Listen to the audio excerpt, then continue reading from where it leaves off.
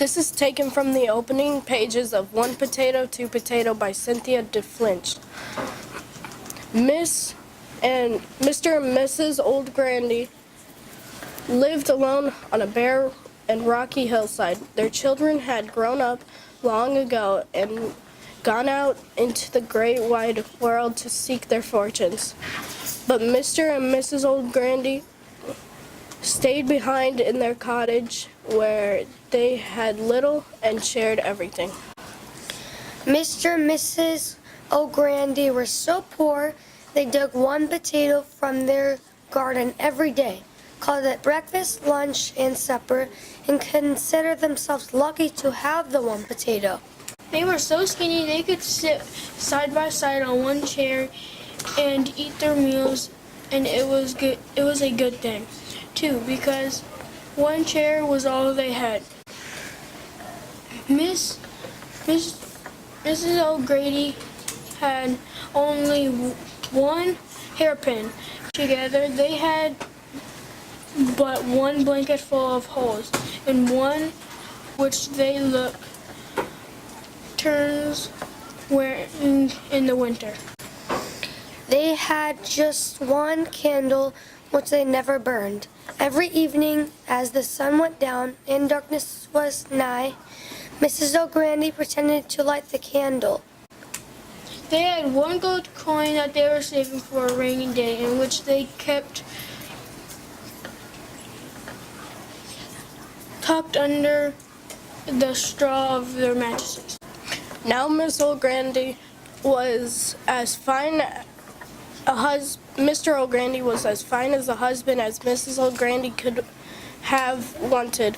Yet it was the wish of her heart to have a friend, someone with wisdom whom she could share recipes for, boiled potatoes and sweet memories of how it felt to touch her newborn baby's downy heads. To be sure, Mrs. O'Grady was the finest wife Mr. O'Grady could imagine, yet he too longed for a friend, someone with whom he could discuss potato weevils and root rot. One day, as he did every day, Mr. O'Grady was digging in the garden for their meal. To his dismay, he saw that he had come to the very last potato in the very last row of the garden. Hoping that he had somehow missed one, he dug a wee bit deeper. What was this? It was harder than a potato, bigger than a potato, blacker than a potato. Why is it a pot? Mr. O'Grady was quite surprised that he never came across it before. In that tiny garden, he wanted to show the curious object to his wife. Since he needed both hands to carry the big pot, he put down the last potato in it and started for home. Mr. O'Grady, Mrs. O'Grady, come quickly. Mrs. O'Grady rushed to the door. What have you got there, husband? It's a pot. Ay, so it is. But is it much too big for cooking? Oh, but it comes in handy for carrying our last potato home. Mrs. Grandy, our last potato, saints have mercy. Whatever will we do? Miss O'Grady leaned over the pot to reach for some of the potatoes.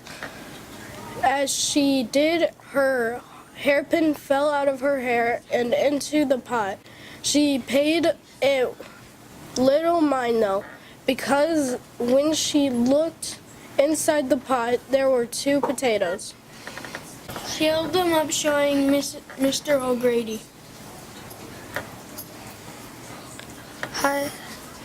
Husband, you oughtn't to joke about such things. There are 2 potatoes here. Wife, I wasn't joking. I put only one potato in the pot. And only one hairpin fell into the pot?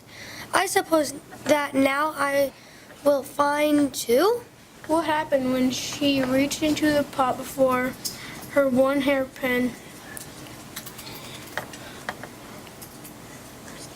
Cynthia Del Fleeces one potato, two potato to find out.